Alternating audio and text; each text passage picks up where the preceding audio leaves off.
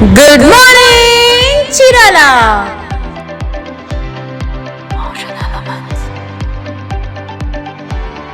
నమస్తే, good morning Chirala కార్యక్రమానికి స్వాగతం.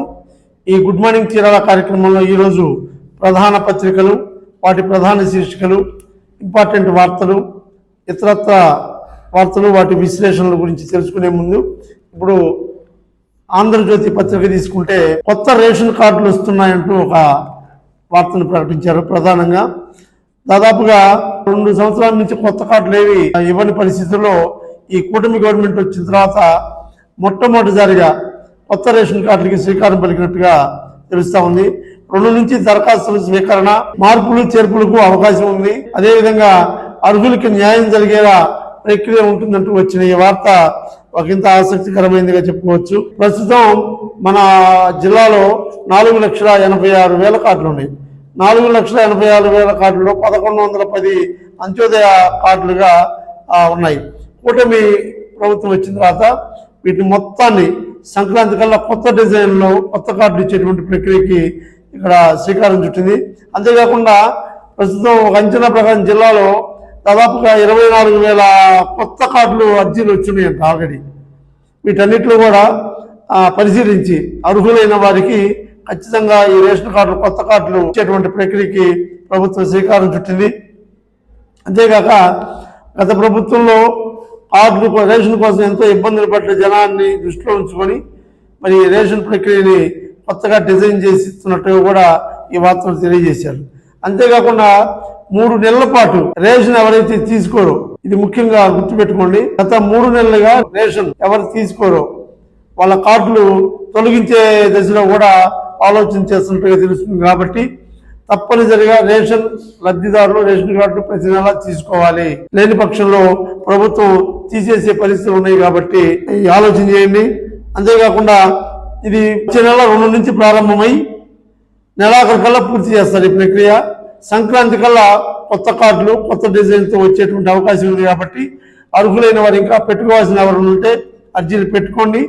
అలాగే రేషన్ ప్రతి నెల తప్పనిసరిగా తీసుకోండి. ఈ రేషన్ లేకుండా డబ్బులు తీసుకునే వాళ్ళ మీద కూడా చర్యలు తీసుకుంటారు. కాబట్టి తక్షణమే ప్రతి నెల రేషన్ తీసుకోండి. కొత్తగా అప్లై చేయాల్సిన వాళ్ళు ఎవరు ఉంటే 2వ తారీఖు నుంచి నెలాఖరి వరకు, వచ్చే నెల డిసెంబర్ 2 నుంచి డిసెంబర్ ఎండింగ్ వరకు ఈ కొత్త కార్డుల ప్రక్రియ జరుగుతుంది. కాబట్టి మరి అర్జీదారులు అర్హులైన వాళ్ళందరూ అర్జీ పెట్టుకోవాలని చెప్పి తెలియజేసుకుంటున్నాం. ఇక మరొక వార్త చూస్తే అయ్యప్ప స్వాములకి ఆర్టీసీ టూర్ ప్యాకేజీలు అంటూ ఒక వార్త, ఇంపార్టెంట్ వార్త రాశారు. ఇప్పుడు శబరిమల అయ్యప్ప స్వామి సీజన్ కాబట్టి ఈ వార్త అందరికీ తెలియాల్సిన విషయం కాబట్టి చెప్పే ప్రయత్నం చేస్తా ఉన్నాం. శబరిమల యాత్రతో పాటు ఇతర క్షేత్రాలకు ప్రతిపాదనలు అంటూ ఒక వార్తను ప్రచురించారు. శబరిమలకి దాదాపు ఇప్పుడు ఈ సీజన్లో వెళ్తూ ఉంటారు. ఇందులో బృందాలుగా వెళ్తా బస్సులు అలాగే ట్రావెలర్స్ ఇవన్నీ బుక్ చేసుకునే పరిస్థితుల్లో దీన్ని కూడా చక్కని కాన్సెప్ట్ తీసుకుని ఒక టూర్ ప్యాకేజీని 30 మంది స్వాములు ఉంటే వారికి ప్రత్యేక బస్సును ఏర్పాటు చేస్తాం అంటూ గుంటూరు 2 డిపో మేనేజర్ ఎవరైతే ఉన్నారో వాళ్ళు ప్రకటించడం జరిగింది. కాబట్టి ఇది గుంటూరు నుంచే బయలుదేరుతుంది. అవసరమైతే మన ప్రాంతానికి కావాలంటే మాట్లాడుకోవచ్చు. వీళ్ళు ఇచ్చిన ప్యాకేజీ ఏంటంటే 7 రోజుల టూర్కి 2,95,000, 10 రోజుల టూర్ అయితే 2,85,000, 12 రోజుల టూర్ అయితే 3,34,000. అట్లాగే ఆల్ట్రా డీలక్స్ బస్కి 7 రోజుల టూర్కి 2,65,000, 10 రోజులకి 3,20,000, 12 రోజులకి 3,55,000 అంటూ ఈ బస్సుల ప్యాకేజీని మరి ప్రకటించారు. ఈ అయ్యప్ప స్వామి భక్తులు ఎవరైనా 30 మంది అట్లా బృందంగా వెళ్ళే వాళ్ళకి ఈ టూరు ప్యాకేజీ ఉపయోగపడుతుందని చెప్పి మరి ఈ వార్తను ప్రచురించారు. మంచి వార్త. ఇంకో వార్తకి వెళ్తే ట్రాఫిక్ సమస్యల పరిష్కారంపై అడుగులు అంటూ ఒక వార్త రాశారు. చీరాల కూరగాయల మార్కెట్ సెంటర్లో హెచ్చరిక బోర్డుతో ఉన్న ఒక ఫోటో తోటి ఈ వార్త రాశారు. చీరాలలో కొత్తగా వచ్చిన సిఐ పూర్తిగా ట్రాఫిక్ మీద కాన్సన్ట్రేషన్ చేసినట్టుగా ఉంది. నిజంగానే అభినందనీయం. ఎందుకంటే చీరాల కూరగాయల మార్కెట్ దగ్గర మనకు తెలుసు ఎంత దారుణం. పూలు అమ్మే వాళ్ళందరూ ఒక క్రమశిక్షణలో ఉండేవాళ్ళు ఇదివరకు, ఎందుకో అంత ముందుకు వచ్చేసారు పోటీ తత్వంతో అనుకుంటా. కాయలు అమ్మే బండ్లన్నీ రోడ్డు మీదే ఉంటాయి. అదేవిధంగా ఆటోలు మొత్తం అక్కడే ఉంటాయి. స్కూల్ బస్సులు అవి అన్ని అటే వెళ్లాల్సిందే. అట్లాగే మనకి చీరాలకి వచ్చే బస్సులన్నీ అక్కడే మనకి బస్ స్టాండ్ సైడ్ వెళ్ళాలంటే. సో ఇన్ని సమస్యలతో ఉన్నటువంటి ఈ కూరగాయల మార్కెట్ సెంటర్ని చక్కగా అంతకుముందు గతంలో రామంచి కృష్ణమోహన్ గారు ఉన్నప్పుడు గ్రిల్స్ లాగా ఏర్పాటు చేసి ట్రాఫిక్ లేకుండా చేసి ఒక చక్కని ప్రణాళిక చేశారు. అప్పుడు ప్రత్యేక అధికారుల బృందంని ఒక వాళ్ళని తెచ్చి మళ్ళీ ఆ తర్వాత అది కుంటుపడి విచ్చలవిడైపోయింది ఆ మార్కెట్ అంతా. ఇప్పుడు ఈ మన వంటవన్ సిఐ గారు ప్రత్యేక దృష్టితోటి దాన్ని కొంచెం ట్రాఫిక్ని క్లియర్ చేశారు. అదేవిధంగా మిగతా ప్రాంతాల్లో కూడా క్లీన్ చేస్తే బాగుంటుంది. అదేవిధంగా ఇప్పుడు మన ఫైర్ ఆఫీస్ గేట్ దగ్గర ప్రైవేట్ బస్సుల హడావిడిని కూడా కాస్త క్రమబద్ధీకరించినట్టుగా కనిపిస్తూ ఉంది. కాబట్టి ఇదంతా ఎప్పుడు సాధ్యమవుతుంది? సిఐ గారు యాక్టివ్గా, అధికారి యాక్టివ్గా ఉండటం వల్ల 30% జరుగుతుంది. 70% వాళ్ళ ఆదేశాలను మనం పాటించడం వల్ల అయింది.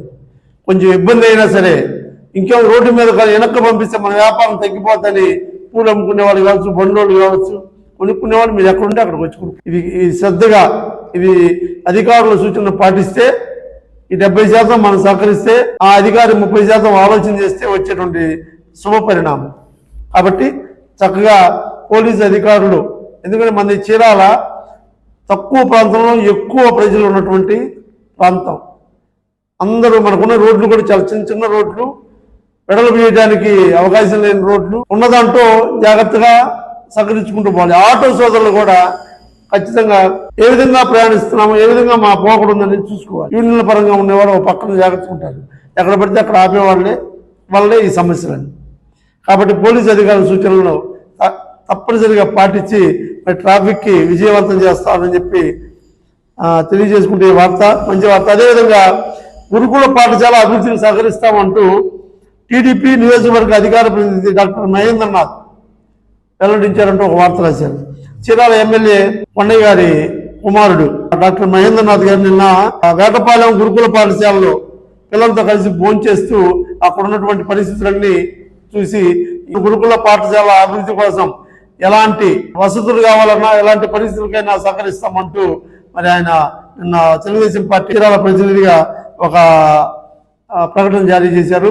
అదేవిధంగా ఆయన కలిసి పిల్లలతో కలిసి భోంచేస్తూ అక్కడ పరిస్థితులన్నీ తెలుసుకొని మరి ప్రకటన చేయడం జరిగింది.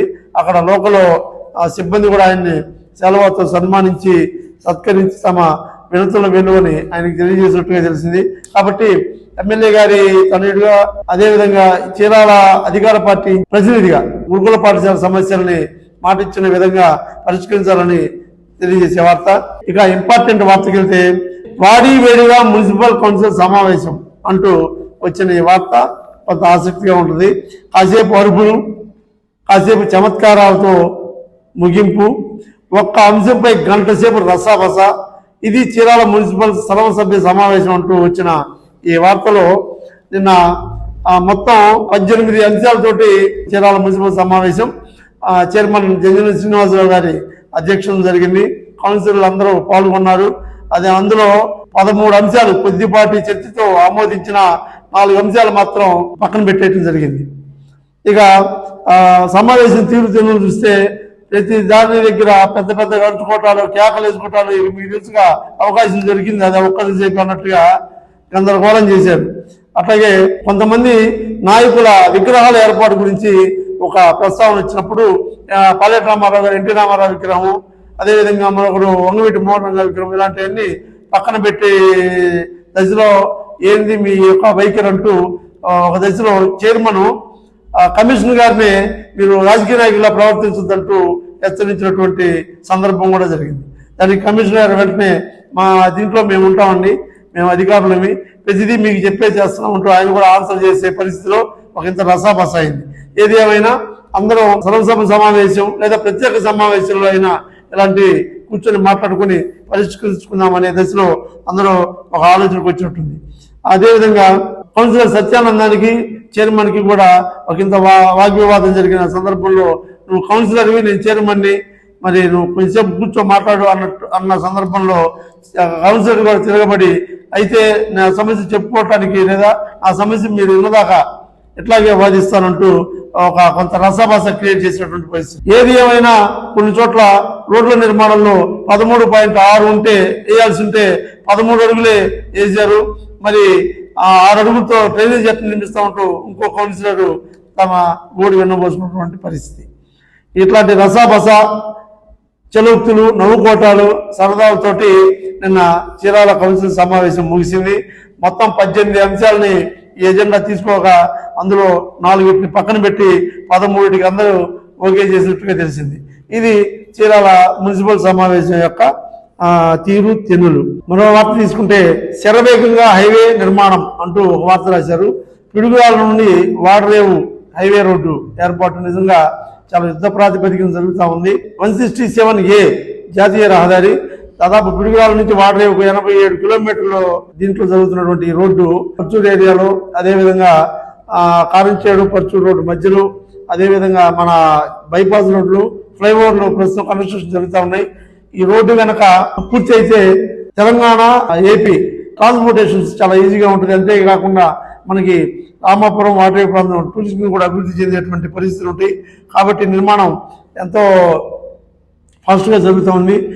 ముఖ్యమైన గమనిక ఏంటంటే ఈ నిర్మాణ కాంట్రాక్టులు ఎవరైతే ఉన్నారో ఈ రోడ్లు డైవర్ట్ చేసిన దగ్గర మెయిన్ రోడ్ల దగ్గర ఈ ఇండికేషన్స్ గట్టిగా పెట్టాలి. రేడియం స్టిక్కర్లతో కూడినటువంటి సిగ్నల్స్ పెడితేనే చాలా మంచిది. మన నైట్ మన ఉపాధ్యాయుడు ఒక ఆయన చనిపోవడం మనకి చూసాం. చీరాల్లో పాఠం చెప్పి చనిపోయారు ఆయన, గన్నవరం ఆయన. సో ఇండికేషన్స్ అవి రూల్స్ చక్కగా పాటిస్తూ రోడ్డు పనులు పూర్తి చేయాలని చెప్పి తెలియజేసుకుంటూ ఇక ఈనాడు పేపర్ చూస్తే ఈనాడు పేపర్లో గ్రామాల్లో తాగునీరు పారిశుద్ధ్యానికి తొలి ప్రాధాన్యం అంటూ మంత్రి గొట్టిపాటి రవికుమార్ గారు కోరిసిపాడు మండలంలో జరిగినటువంటి ప్రజావేదిక కార్యక్రమంలో ప్రజా సమస్యల పరిష్కార వేదిక కార్యక్రమంలో ఆయన చెప్పాడు. నిన్న ఆయన కోరిసిపాడులో నియోజకవర్గ స్థాయిలో ప్రజా సమస్యల పరిష్కార వేదికలంటూ ఆయన ఏర్పాటు చేసి ఒక ప్రత్యేకమైన పాలనకి ఆయన నాంది పలిగినట్టుగా కనబడతా ఉంది. 2014 నుంచి 2019 వరకు హయాంలో మంజూరైన 635 ఇళ్లకు తెలుగుదేశం పార్టీ పక్కన పడేసింది. వాటిని పునరుద్ధరించి మళ్ళీ నిర్మాణాలను చేపడతామని చెప్తూ ఆయన చెప్పారు. అంతేకాకుండా దాదాపు ప్రభుత్వం 60,000 కోట్లతోటి గ్రామ స్థాయిలో డెవలప్మెంట్ కోసం ఒక ప్రణాళిక చేపట్టనుందని, అందులో భాగంగా ప్రతి గ్రామం అభివృద్ధి చెందుతుందని చెప్పి ఆయన చెప్పే ప్రయత్నం చేశారు. అంతేకాకుండా మండల స్థాయిలో దాదాపుగా 3,50,00,000తోటి 35 పనులు చేపట్టామని, వాటిని తక్షణమే పని దశలోకి తీసుకొస్తామని చెప్తూ ఆయన చెప్పడంతో పాటు ఈ ఉపాధి హామీ పనులు ఏవైతే చేస్తున్నారో మాస్టర్లు కంపల్సరీగా ఉండాలి, దొంగ మాస్టర్లు వేయకూడదు. అదేవిధంగా ఈ దళారులు లాంటి వాళ్ళకి ప్రమేయం లేకుండా చక్కగా రైతులకే ఉపయోగపడే విధంగా చర్యలు తీసుకుంటామని చెప్పి ఆయన చెప్పారు. అంతేకాకుండా గ్రామాలపై ప్రత్యేక దృష్టి సాధించాలని ఆర్డబ్ల్యూసీ అధికారులకు కూడా ఆయన ఆదేశించడం జరిగింది. దాదాపుగా రైతుల పొలాలకు సర్వే కోసం అధిక నగదు వసూలు చేసిన వారిపై శాఖాపరమైన చర్యలు తీసుకుంటామని చెప్పారు. అంతేకాకుండా గ్రామాల్లో మొత్తం 54 అర్జీలు వచ్చినాయి. ఈ 54 అర్జీలు కూడా సత్వమే పరిష్కరించాలని చెప్పి ఆయన కోరిసిపాడు మండల సమావేశంలో చెప్పడం జరిగింది. గ్రామ స్థాయిలో విద్యుత్ పరిపూర్ణంగా అందాలనే ఉద్దేశంతో ఈ సబ్స్టేషన్లు ఏవైతే ఉన్నాయో వాటిని నిర్మాణానికి రెడీగా ఉన్నాము. స్థలాలు కూడా సేకరించినట్లయితే తక్షణమే సబ్స్టేషన్లు నిర్మించి మరి సంపూర్ణ విద్యుత్తుని ప్రజలకి గ్రామ స్థాయిలో కూడా అందించేందుకు కృషి చేస్తామని ఆయన చెప్పినట్టుగా ఈ వార్త రాశారు. గ్రామాల్లో తాగునీరు పారిశుద్ధ్యానికి తొలి ప్రాధాన్యం అంటూ మరి అదేవిధంగా మన బాపట్ల జిల్లాకి ఈ భూ వివాదాలకు సంబంధించినటువంటి ఒక ప్రత్యేక డిప్యూటీ కలెక్టర్ గారిని మరి నియమించినట్టుగా తెలుస్తా ఉంది. మరి ప్రత్యేక డిప్యూటీ కలెక్టర్ గారుగా ఎస్ లావణ్య అనేటువంటి మేడం గారిని ఈ భూ వివాదాలకు సంబంధించినటువంటి ఈ మధ్య రియల్ ఎస్టేట్ హడావుడి పెరగడంతో ఈ భూ వివాదాలు కూడా ఎక్కువైపోయింది. వీటికి సంబంధించి ప్రత్యేకమైనటువంటి కలెక్టర్ని ఏర్పాటు చేయడం అంటే ఆలోచించాలి. కాబట్టి 2 రోజుల్లో ఆమె బాధ్యతలు స్వీకరించనున్నారని మరి సిఎస్ నీరబ్ కుమార్ గారు ఒక ప్రకటనలో తెలియజేసినట్టు ఈ వార్త రాశారు.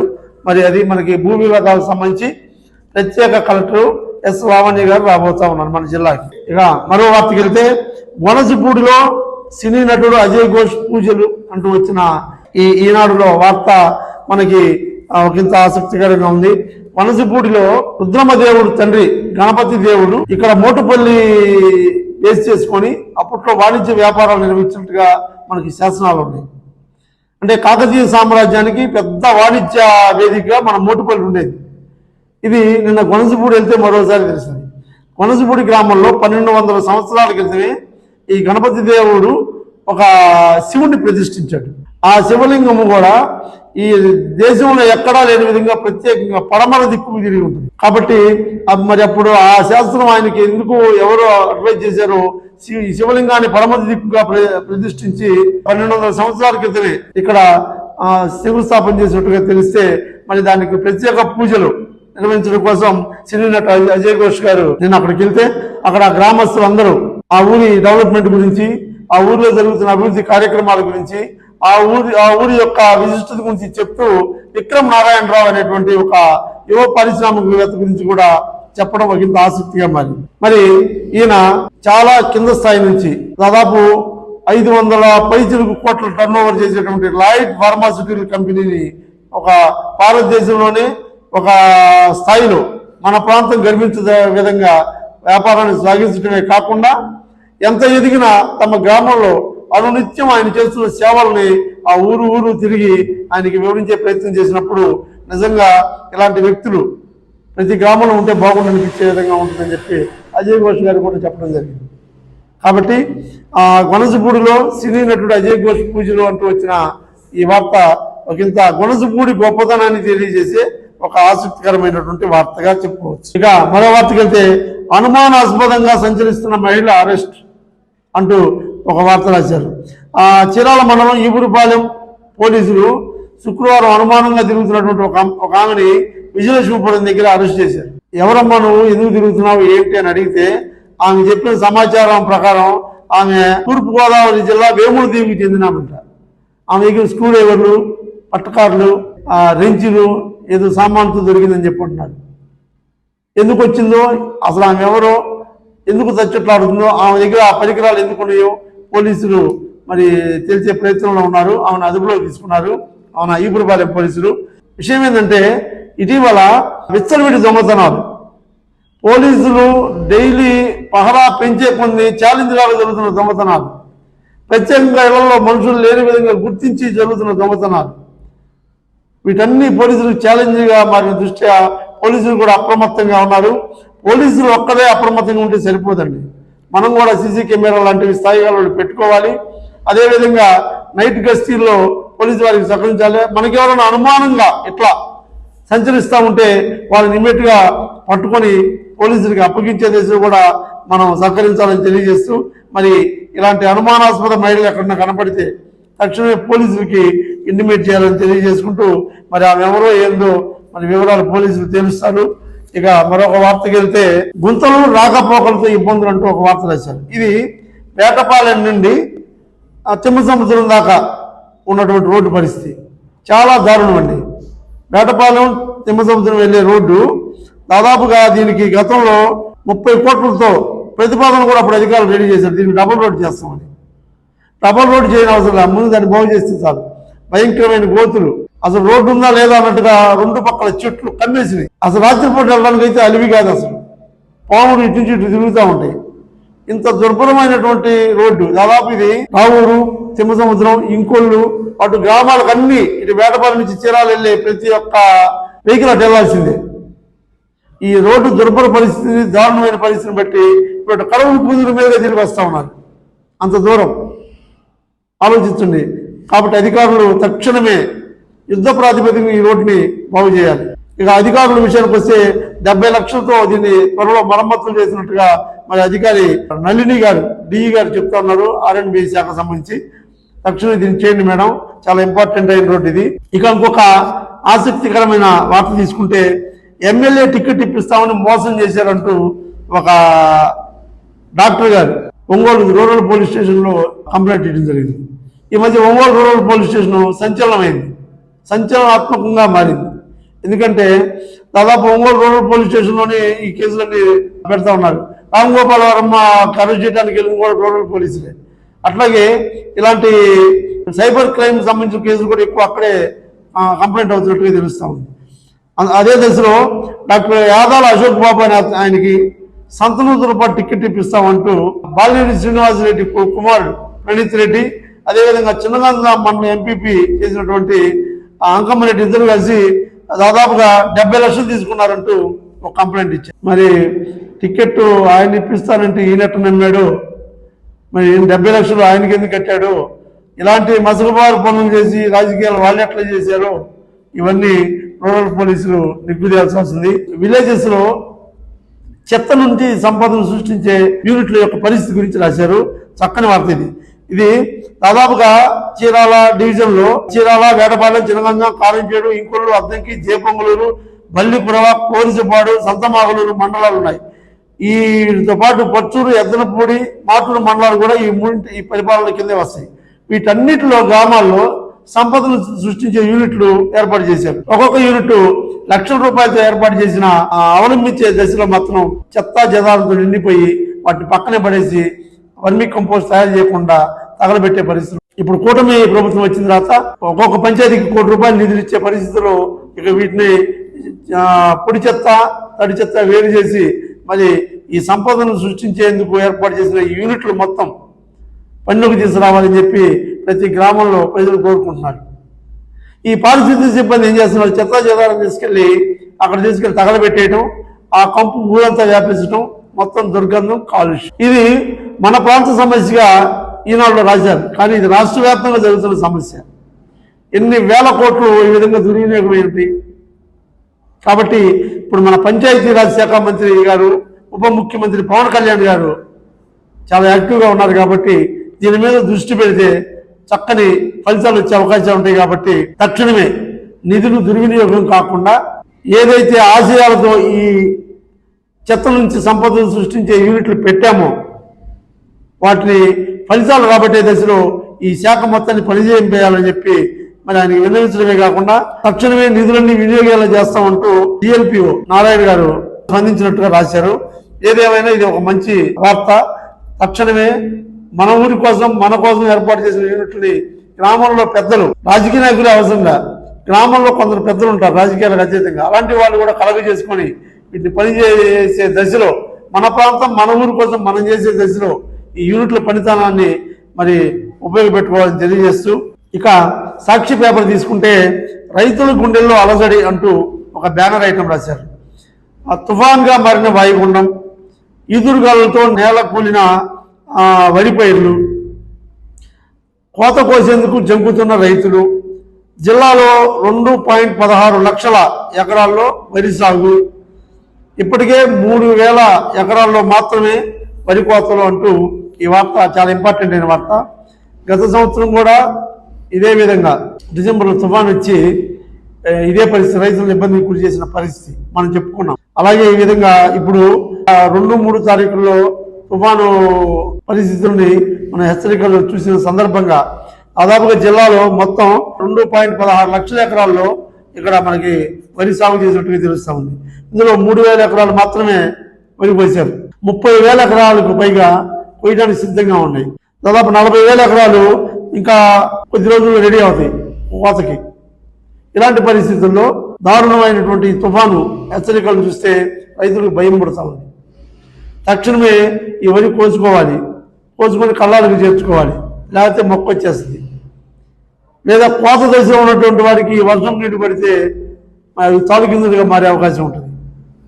కాబట్టి ఈ ఆసరాగా తీసుకుని వరి కోతకు అర్జెంటు పడే రైతుల్ని ఈ వరి కోత మిషన్ వాళ్ళు ఆడుకుంటున్న పరిస్థితి, దారుణమైన రేట్లు పెంచేసి. సో టోటల్గా ఈ రైతులకి మాత్రం ఈ పరిస్థితి చాలా గడ్డు కాలంగా మనం చూడాలి. దృష్టి పిండిపోయిన వారి పాలనలో నేలవాడిన పొలం ఒకటి, పెట్లవాడి పాలనకు సంబంధించిన కోతకు సిద్ధంగా ఉన్న రెడీగా ఉన్న పొలం ఒకటి ఫోటోలతో ఈ వార్త రాశారు. నిజంగా జిల్లా వార్తగా దీన్ని తీసుకుంటే చీరాల ప్రాంతంలో హెవీగా వైరేసి ఉన్నారు. మరి ఆ రైతుల పరిస్థితి కూడా దుర్భరంగా ఉంటుంది. ఎకరానికి ₹1,000 ఖర్చు పెట్టున్నారు. కాబట్టి రైతుల్ని ఆదుకునే దశలో ఈ ప్రభుత్వం ఆలోచన చేయాలి. అట్లాగే ఈ ఫెంగల్ తుఫాన్, రాబోయే తుఫాన్ పేరు ఫెంగల్ అని పెట్టారు. ఈ ఫెంగల్ తుఫాన్ వల్ల ఎంత ప్రమాదం వాటిలో ఉందో, ఏ క్షణాలు ఏమవుతుందని చెప్పి రైతులు అల్లాడిపోతూ ఉన్నారు. రేపల్లె, వేమూరు, బాపట్ల జిల్లాల్లో వరిపోయిన కోతకు సిద్ధంగా ఉండి దాదాపు ఎకరాకు 20 నుంచి 25 వేల మేర పెట్టుబడి పెట్టి రైతులు స్థిర పంట దగ్గరికి వచ్చే సమయంలో తుఫాను ఏం చేస్తుందని భయాందోళన ఉన్నారు. కాబట్టి అధికారులు చెప్పిన సూచన మేరకు నడుచుకోండి. అధికారులు కూడా అంచనాలు కరెక్ట్ గా వేసి మరి రైతులకు న్యాయం చేయండి. దేవుడి తుఫాన్ తేలిపోతే ఇబ్బంది ఏం లేదు. తుఫాను వస్తే ఏం చేయాలని ముందుగా చర్యలు తీసుకోవాలి.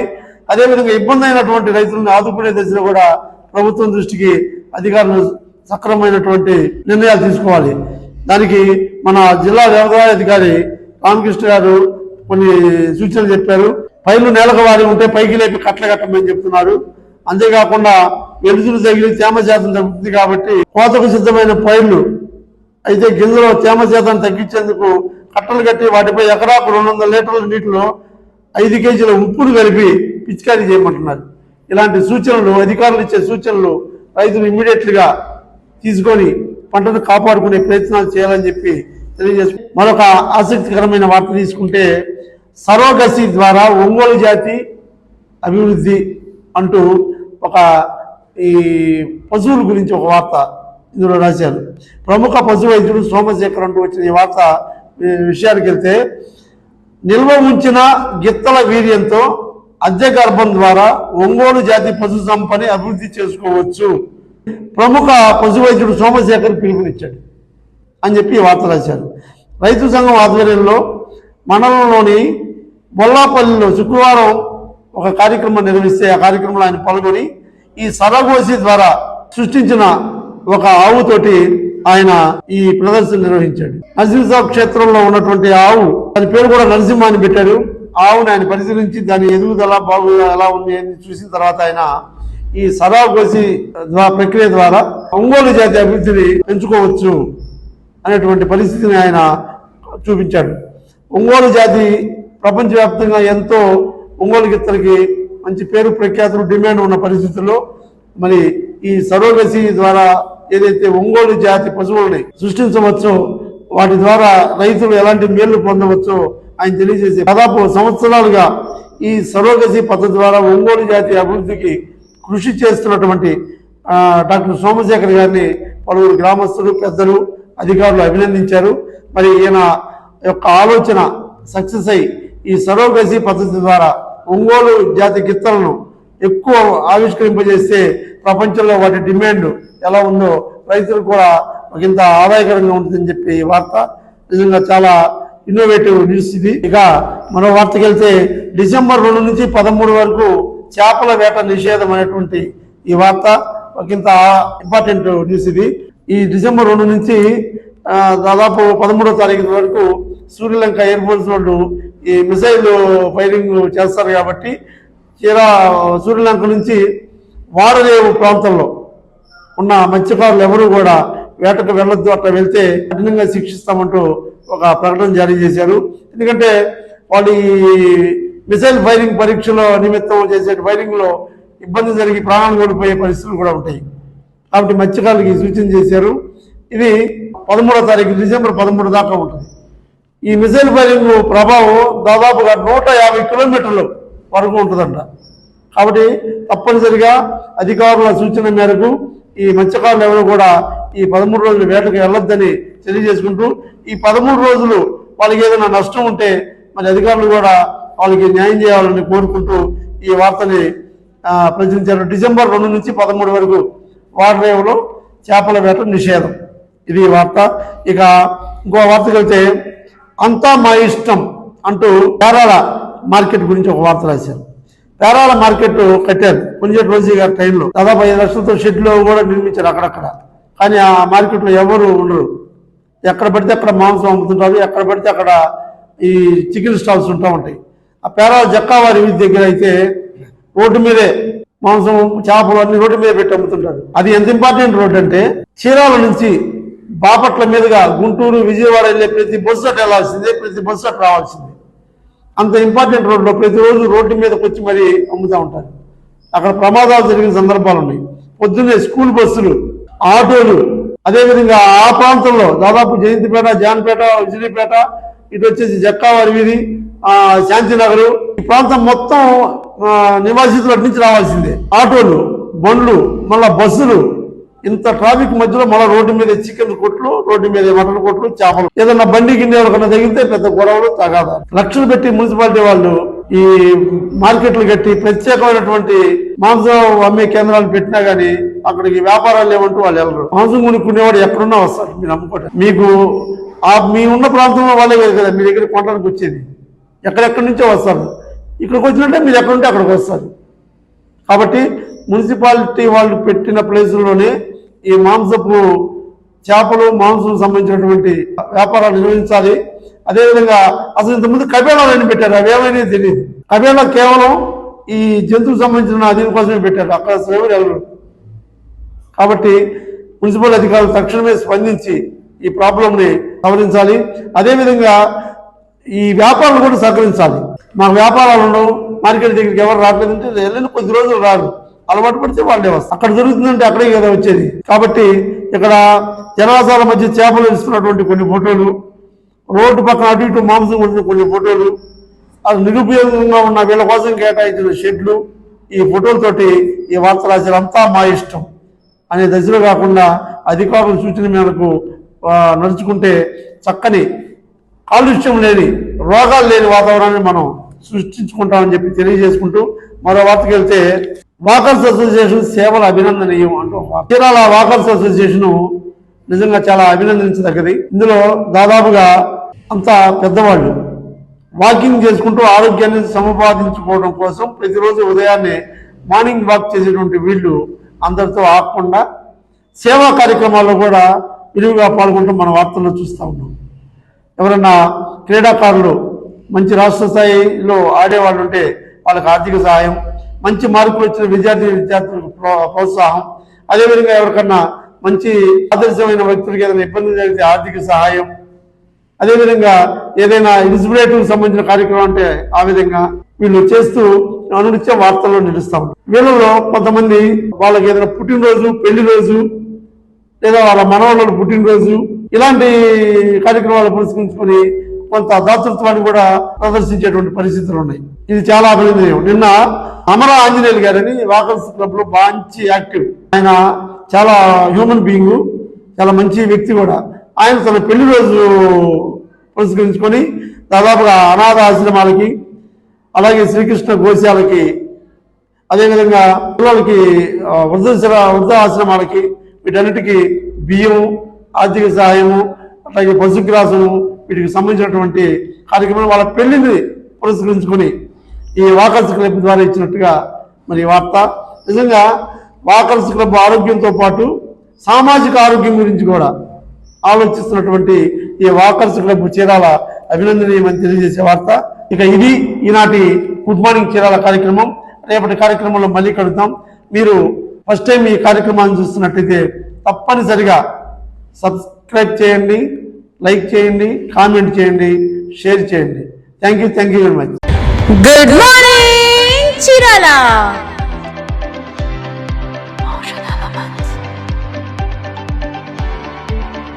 Good morning Chirala.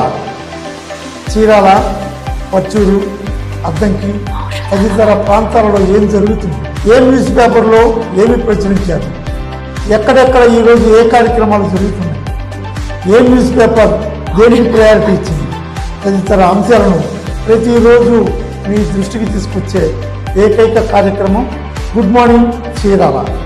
మీ అభిమాన ఎస్బీసీలో ప్రతిరోజు ఉదయం 9 గంటలకు మీకోసం.